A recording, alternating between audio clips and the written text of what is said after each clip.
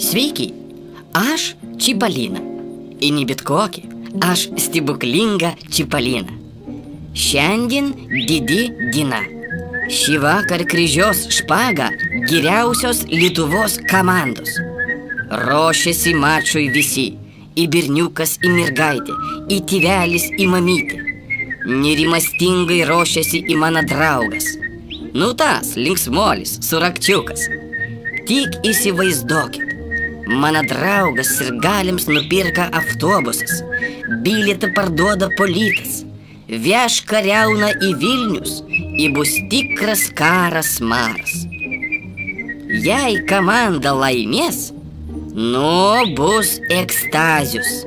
Bus šokis ant parketą, festivalius.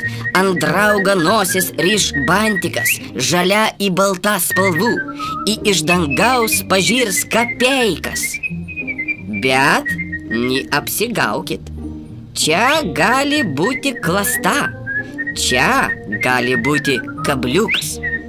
Jei komanda pralaimės, visi, kas pirka bilietas palytą, turės grąžinti mano draugui 100-eriopai daugiau.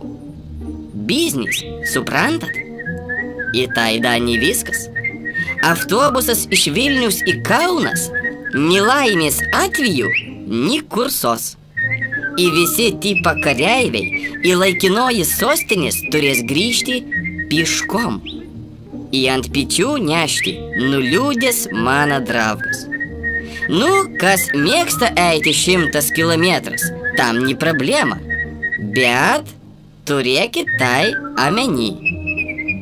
Gero visiems spektakliaus. Aš Čipolina. Stebuklinga Čipolina. Iki.